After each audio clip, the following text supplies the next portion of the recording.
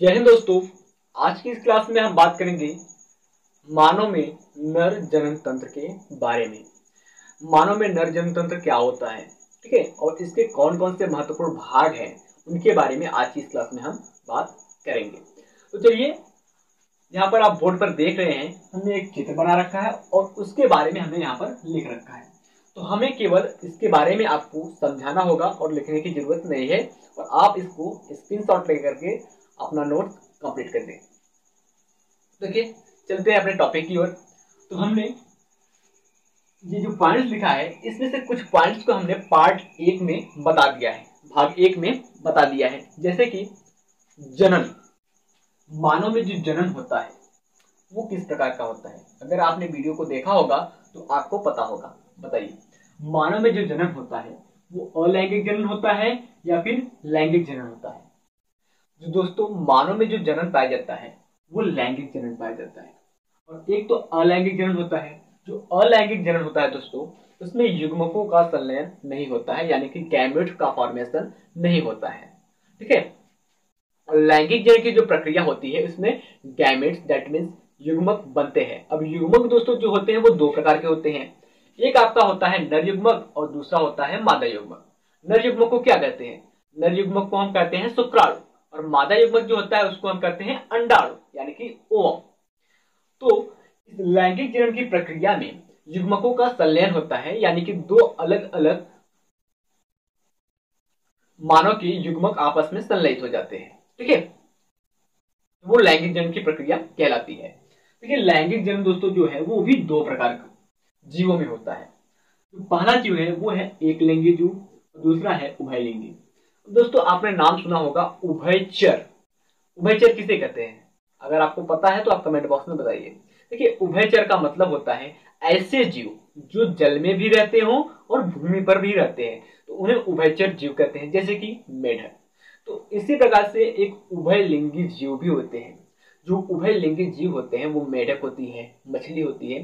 तो इस प्रकार के जो जीव होते हैं वो उभयलिंगी जीव होते हैं। और एक लिंगी जीव की बात करें, ठीक है, इस एक लिंगी जीव की बात करें तो एक लिंगी जीव में इस पृथ्वी पर, ठीक है, जितने भी मानव जाति हैं और कुछ जो जीव जानवर हैं, जैसे कि कुत्ता हो गया, गाय हो गया, भैंस हो गया, ये सभी एक लिंगी जीव है, यानी कि यूनिसेक्सुअल एनिमल है।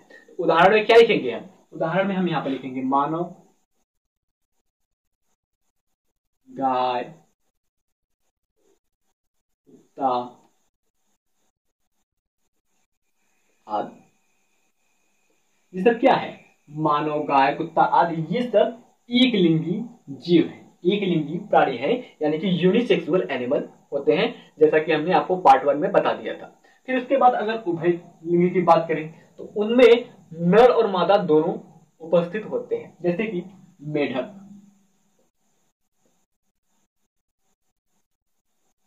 मछली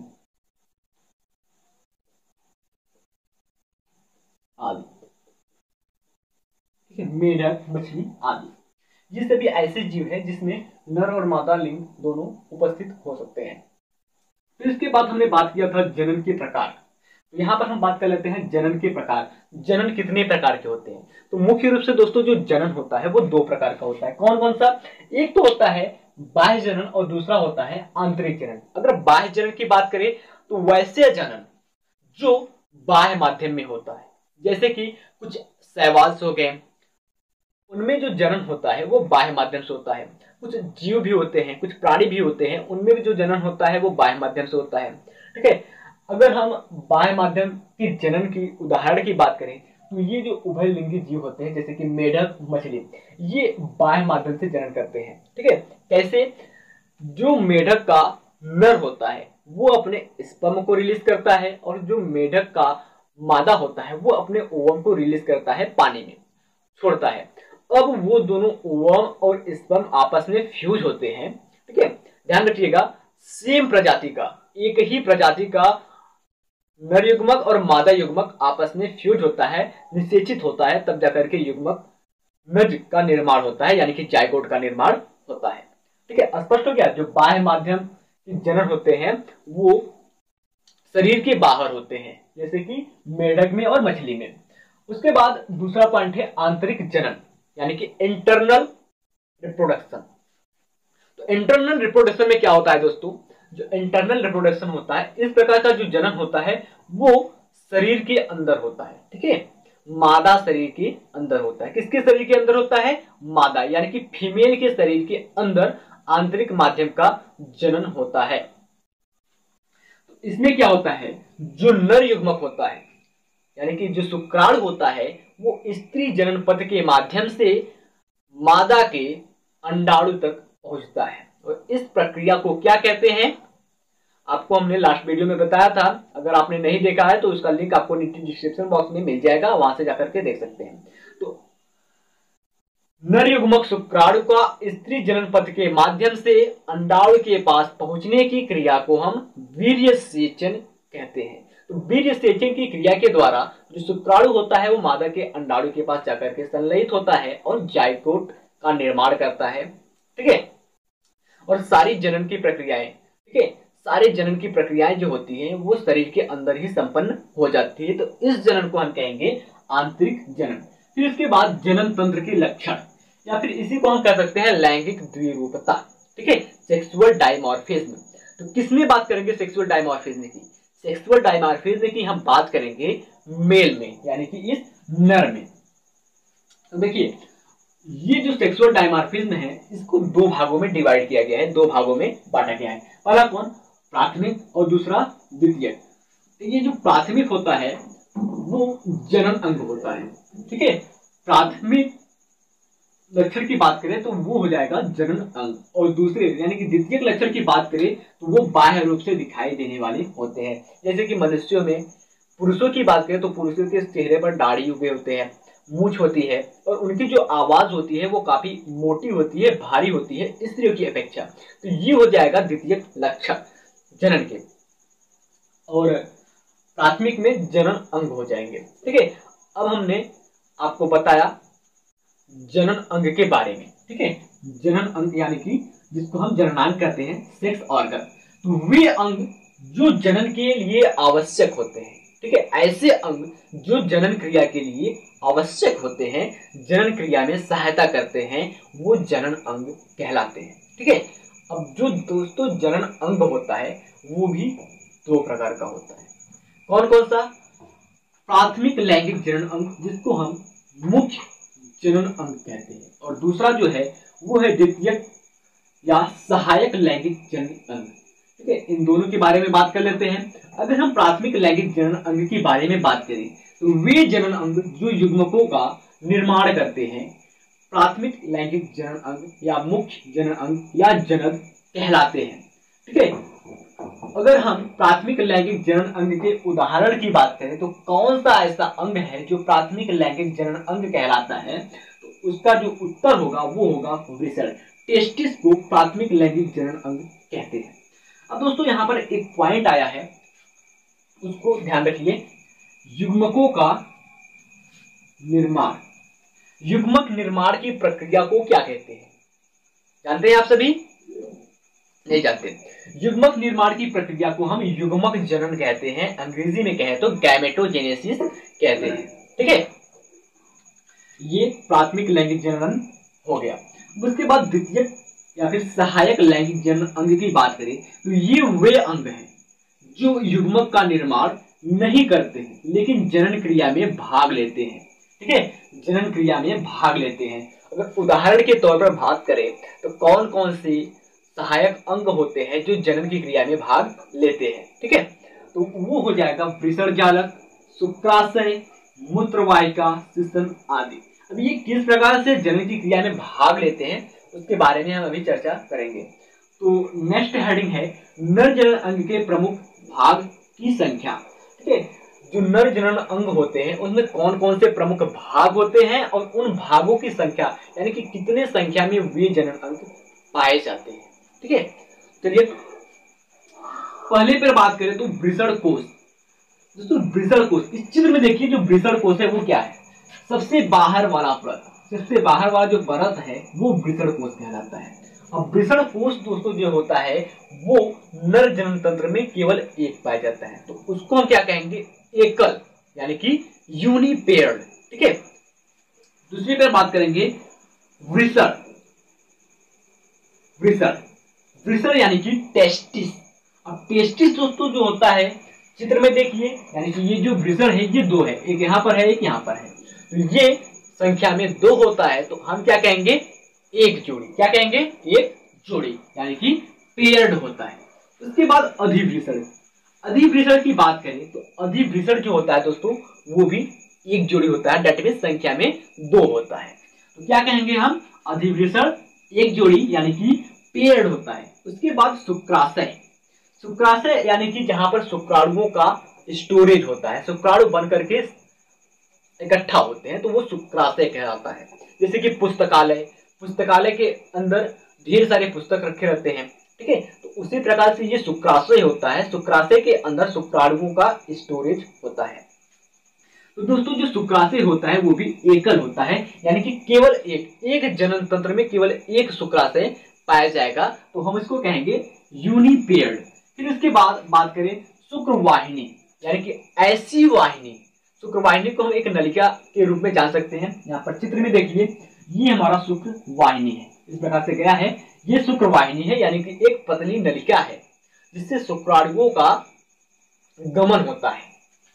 तो जो शुक्रवाहिनी होती है दोस्तों ये भी एक होती है। चित्र में देख रहे हैं केवल एक ही शुक्रवाहिनी दिखाई दे रही है, तो इसलिए जो शुक्रवाहिनी होती है वो केवल और केवल एक होती है, यानी कि यूनिपेयर्ड होती है। फिर उसके बाद मूत्र मार्ग की बात करें, ठीक है, मूत्र मार्ग, चित्र में देखिए ये हमारा मूत्र मार्ग है और ये केवल और केवल एक होता है, चाहे जो नर हो उसमें केवल और केवल एक मूत्र मार्ग पाया जाता है, इसलिए हम इसको कहेंगे एकल, यानी कि यूनिपेयर्ड। फिर उसके बाद सिसन की बात करें तो दोस्तों जो सिसन होता है, ठीक है, यहाँ पर चित्र में देखिए मूत्र मार्ग का सबसे बाहरी भाग जो होता है वो सिसन कहलाता है, और ये भी संख्या में एक यानी कि एकल होता है, यानी कि यूनिपेयर्ड होता है। उसके बाद हमने यहाँ पर 2 पॉइंट एक्स्ट्रा में लिख रखे हैं जिसकी संख्या हमने नहीं बताई है, इसकी कोई संख्या निश्चित नहीं होती है, तो इसका एक अलग अलग नाम भी है उसको जानने के लिए, और ये दोनों बहुत ही ज्यादा इंपॉर्टेंट होते हैं। पहला है प्रोस्टेट ग्रंथि, जिसको हम पुरोस्त के नाम से भी जानते हैं, ठीक है, याद रखिए प्रोस्टेट ग्रंथि को पुरोस्त कहते हैं। आगे चल करके ये पॉइंट में पढ़ना है, याद रखिए। फिर दूसरा आता है काउपर ग्रंथि, जिसको हम बल्बो यूरिथ्रस ग्रंथि के नाम से जानते हैं। आई होप दोस्तों इतना पॉइंट आपको समझ में आ गया होगा, ठीक है। चलिए अब आगे की ओर चलते हैं। तो आगे की ओर अगर हम बात करें तो वृषण कोश एवं वृषण, इन 2 पॉइंटों की, वृषण कोश एवं वृषण, ठीक है, जिसको अंग्रेजी में कहते हैं स्क्रोटम एंड टेस्टिस। स्क्रोटम को हम वृषण कोश कहते हैं और टेस्टिस को हम वृषण कहते हैं। तो चलिए बारी बारी से इन दोनों को हम जान लेते हैं, वृषण कोश क्या होता है और वृषण क्या होता है। देखिए शरीर में वृषण उदर गुहा के बाहर एक थैली धानी, एक थैली के जैसी, एक पन्नी के जैसी संरचना पाई जाती है, उसको हम वृषण कोश यानी कि स्क्रोटम कहते हैं। देखिए यहाँ चित्र में एक थैली के जैसी संरचना पाई गई है, सबसे बाहर है, इसको हम वृषण कोश के नाम से जानते हैं, जो वृषणों के ताप का नियंत्रण, यानी कि जो वृषण पाए जाते हैं वृषण कोश में उसके तापमान का नियंत्रण करता है। कितना नियंत्रण करता है, शरीर के तापमान से 2 से 2.5 डिग्री सेंटीग्रेड तक ये वृषणों के तापमान को घटाए रखता है। कौन, ये वृषण कोश। जो वृषण कोश होता है वो इस वृषण के तापमान को शरीर के तापमान से 2 से 2.5 सेंटीग्रेड को घटाए रखता है, जो कि शुक्राणुओं के जनन के लिए आवश्यक होता है। अगर जो वृषण का तापमान है वो शरीर के तापमान से बराबर हो जाए या फिर ज्यादा हो जाए तो क्या होता है, जो शुक्राणुओं का निर्माण होता है वो नहीं हो पाता है, ठीक है। जिसे वयस्कों में प्रत्येक वृषण, अगर हम वृषण की बात करें, टेस्टिस की बात करें, वो भी एडल्ट में, यानी कि जो जवान हो चुके हैं, तो वयस्कों में प्रत्येक वृषण अंडाकार होता है, यानी कि ओवल शेप्ड होता है। प्रत्येक वृषण अपने कोश में संयोजी तंतुओं द्वारा जुड़ा रहता है। ठीक है, कुछ संयोजी तंतु पाए जाते हैं, उसके द्वारा ये जुड़ा रहता है अपने कोश में, जिसे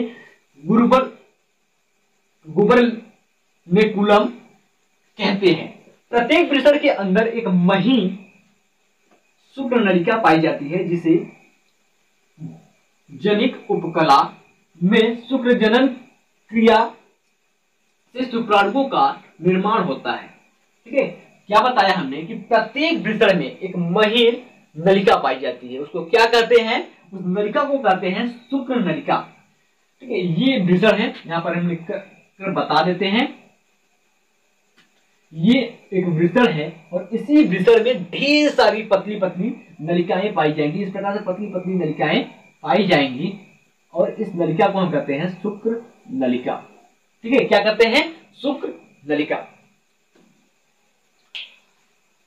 जिसकी जनिक उपकला, यानी कि इस शुक्र नलिका की जो जनिक उपकला होती है, यानी कि जर्मिनल एपिथेलियम जो होती है, वो शुक्र जनन क्रिया से शुक्राणुओं का निर्माण करती है, यानी कि स्पर्मेटोजेनेसिस क्रिया से स्पर्म्स का निर्माण करती है। एक मेन पॉइंट है जो कि कॉम्पिटिटिव पॉइंट है, उसको आप नोट कीजिए और बहुत ही ज्यादा इंपॉर्टेंट है, बार बार इसे पढ़िए। क्या, वृषण से नर हार्मोन टेस्टोस्टेरोन व एस्ट्रोजन का स्रावण होता है। तो ये कंपटीशन में पूछा जा सकता है और आपसे क्लास में भी पूछा जा सकता है कि वृषण से कौन सा हार्मोन निकलता है। तो क्या कहेंगे, वृषण से नर हार्मोन टेस्टोस्टेरोन व एस्ट्रोजन नामक हार्मोन्स का स्रावण होता है। अब ये जो हार्मोन्स होते हैं ये क्या होते हैं, क्या करते हैं, अब ये टेस्टोस्टेरोन और एस्ट्रोजन नामक जो हार्मोन्स होते हैं वो पुरुषों में यौना अवस्था को दर्शाते हैं, यानी कि एडल्ट होने की प्रक्रिया को दर्शाते हैं, प्रेरित करते हैं। तो जल्दी से आप इसका स्क्रीनशॉट ले लीजिए और नोट्स बनाने में ये सहायता करेगा। चलिए अब चलते हैं आगे की ओर, अगला पॉइंट जानते हैं। अगले पॉइंट में हम जानेंगे अधिवृषण, शुक्राशय, शुक्रवाहिनी, मूत्रमार्ग, शिशन। ठीक है, तो आप सबसे पहले इसका स्क्रीनशॉट ले लीजिए। चलिए दोस्तों, अब हम बात कर लेते हैं अधिवृषण, शुक्रवाहिनी, शुक्राशय, उसके बाद स्खलन नलिका, मूत्रमार्ग, शिशन, प्रोस्टेट ग्रंथि, काउपर ग्रंथि और सहायक ग्रंथियों के बारे में ये सभी क्या होती है और इनका क्या कार्य होता है मानव जनन तंत्र के, नर जनन तंत्र में। ठीक है, तो नंबर 1 पर हमने बात किया वृषण कोश और वृषण के बारे में, that mean scrotum and testis के बारे में। टेस्टिस क्या होता है, टेस्टिस में हमने बताया कि टेस्टिस में शुक्राणुओं का निर्माण होता है, इस पर डेवलपमेंट होता है। तो चलिए अब हम बात कर लेते हैं अधिवृषण। तो अधिवृषण जो होता है वो लगभग 6 सेंटीमीटर लंबी संरचना होती है, जो हेड, नेक एंड टेल में बटी होती है। जो अधिवृषण होता है उसमें 3 भाग पाया जाता है, एक होता है हेड, उसके बाद नेक और उसके बाद टेल। फिर इसमें शुक्राणु यानी कि स्पर्म जो होता है वो परिपक्व होता है। हमने बताया जो स्पर्म का निर्माण होता है, शुक्राणु का जो निर्माण होता है वो वृषण में यानी कि टेस्टिस में होता है, और जो शुक्राणु परिपक्व होते हैं वो इस अधिवृषण में होते हैं। प्रत्येक वृषण पर चिपकी अधिवृषण की सभी नलिकाएं, जो वृषण होता है उस पर जितनी भी अधिवृषण की नलिकाएं चिपकी होती है, ठीक है, लगी होती है, वो सभी नलिकाएं शुक्रवाहिनियों का निर्माण करती हैं, यानी कि शुक्रवाहिनियां कहलाती हैं। चलिए शुक्रवाहिनी की बात कर लेते हैं। ये शुक्रवाहिनी क्या होता है, ये एकल यानी कि एक यूनिपेयर्ड होती है। चित्र में देखिए ये शुक्रवाहिनी है, केवल एक ही दिखाई दे रही है, इसके अलावा कोई और शुक्रवाहिनी तो नहीं दिखाई दे रही है, तो इसलिए ये एकल होगी यानी कि यूनिपेयर्ड होगी। तो ये एकल लगभग 40 से 45 सेंटीमीटर लंबी तथा मोटी संरचना होती है। शुक्राणु इसके द्वारा उदर गुहा में स्थित शुक्राशय में पहुंचते हैं। ये जो शुक्रवाहिका होती है, इसी के द्वारा जो शुक्राणु होते हैं इस उदर गुहा में स्थित शुक्राशय में, इस शुक्राशय में पहुंचते हैं। ठीक है, चलिए अब शुक्राशय की बात कर लेते हैं। शुक्राशय क्या होता है? शुक्राशय एक थैलीनुमा संरचना होती है। जो शुक्राशय होती है एक थैलीनुमा संरचना होती है। इस प्रकार की थैलीनुमा एक संरचना होती है। इसके द्वारा हल्का पीला एवं क्षारीय पोषक तरल का स्रावण होता है। जो शुक्राशय होती है इसके अंदर एक हल्के पीले रंग का और क्षारीय द्रव का स्रावण होता है, क्षारीय द्रव निकलता है, जिससे शुक्राणु गति करते हैं। शुक्राशय से निकलने वाली नलिका एक छोटी सी नलिका से मिलकर के स्खलन नलिका बनाती है। जो शुक्राशय से नलिका निकलती है, ये जो शुक्राशय है, इस शुक्राशय से जो नलिका निकलती है दोस्तों, यही नलिका कहलाती है स्खलन नलिका। ठीक है, स्खलन नलिका कहलाती है। ये जो स्खलन नलिका होती है, ये स्खलन नलिका क्या होती है इसको जान लेते हैं। हमने यहाँ पर बताया कि जो शुक्राशय होता है एक थैलीनुमा संरचना होती है। इसके द्वारा हल्का पीला एवं क्षारीय पोषक तरल का स्रावण होता है, जिसे शुक्राणु गति करते हैं। शुक्राशय से निकलने वाली नलिका एक छोटी सी नलिका से मिलकर के स्खलन नलिका बनाती है। जैसे कि चित्र में देखिए, ये आपकी शुक्र नलिका है। ठीक है, ये आपकी शुक्र नलिका है और ये शुक्र नलिका जाती है शुक्राशय में, और इस शुक्राशय में जो एक नलिका निकलती है, एक छोटी सी नलिका निकलती है, और उसी नलिका को हम कहते हैं स्खलन नलिका। ठीक है, अब हम बात कर लेते हैं स्खलन नलिका। स्खलन नलिका क्या होती है? ठीक है, ये जो स्खलन नलिका होती है, शुक्राशय स्खलन नलिका की सहायता से मूत्राशय के एक संकरे भाग मूत्र मार्ग में खुलता है। ठीक है, ये जो हमारी स्खलन नलिका है, मूत्राशय के एक संकरे भाग मूत्र मार्ग में खुलता है। अब चलिए मूत्र मार्ग की बात कर लेते हैं। जो मूत्र मार्ग होता है उसे क्या कहते हैं? सीजन के एक शीर्ष पर छिद्र के द्वारा बाहर खुलता है, बाहर खुलता है।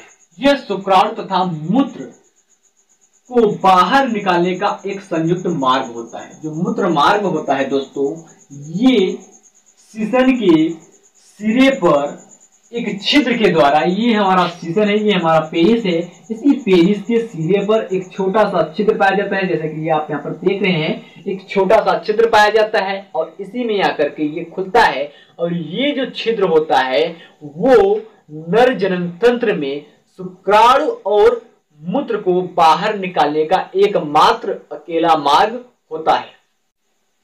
ठीक है, अब यहाँ पर बात आया सीसन। ठीक है, सीसन क्या होता है? सीसन यह बेलनाकार पेशी मैथुनांग होता है। ठीक है, जो सीसन होता है एक बेलनाकार नलिका होती है और पेशी होती है, यानी कि ये पेशीय ऊतकों से बनी हुई होती है, और ये एक मैथुनांग होता है, यानी कि सेक्स की क्रिया में ये बहुत ही ज्यादा हेल्पफुल होता है, यानी कि जनन की क्रिया में ये बहुत ही ज्यादा महत्वपूर्ण भाग निभाता है, इंपॉर्टेंट रोल प्ले करता है।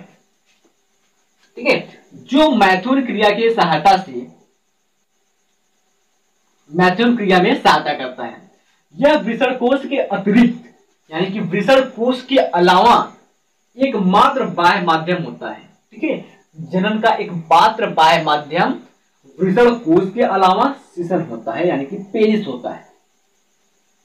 हमने आपको 3 पॉइंट और बताया था, प्रोस्टेट ग्रंथि और काउपर ग्रंथि और सहायक ग्रंथियां। चलिए प्रोस्टेट ग्रंथि की बात करें। प्रोस्टेट ग्रंथि क्या होती है? प्रोस्टेट ग्रंथि को और किस नाम से जानते हैं? हमने आपको थोड़ी देर पहले बताया, आप उसको कमेंट बॉक्स में बताइए, प्रोस्टेट ग्रंथि को किस नाम से और जानते हैं। यह एक मूत्र मार्ग के चारों ओर स्थित होता है। ठीक है, जो प्रोस्टेट ग्रंथि होता है वो मूत्र मार्ग के चारों तरफ स्थित होता है, पाया जाता है, जो द्रव का स्रावण करता है। फिर उसके बाद शुक्राणु को माध्यम प्रदान करता है। किस माध्यम से शुक्राणु को बाहर निकलना है उसके लिए एक माध्यम बनाता है। तो इसके बाद काउपर ग्रंथि की बात करें तो दोस्तों हमने काउपर ग्रंथि का भी दूसरा नाम बताया था, वो भी आप कमेंट बॉक्स में बताइए। यह क्षारीय द्रव का श्रावण करता है। जो काउपर ग्रंथि होता है वो एक प्रकार के क्षारीय द्रव का श्रावण करता है, जो मूत्र मार्ग को जीवाणु रहित होने से बचाती है। ठीक है, जीवाणु रहित बनाती है, जीवाणुओं का अटैक होने से बचाती है। उसके बाद सहायक ग्रंथि की बात करें। सहायक ग्रंथियां क्या कहलाती हैं?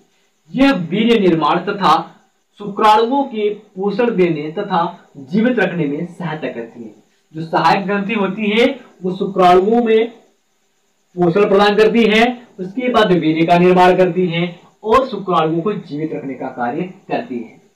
आई होप आपको इतना समझ में आ गया होगा। जल्दी से आप इन सभी पॉइंट्स को नोट कर लीजिए या फिर स्क्रीनशॉट ले लीजिए। मिलते हैं आपसे नेक्स्ट वीडियो में, तब तक के लिए जय हिंद, वंदे मातरम।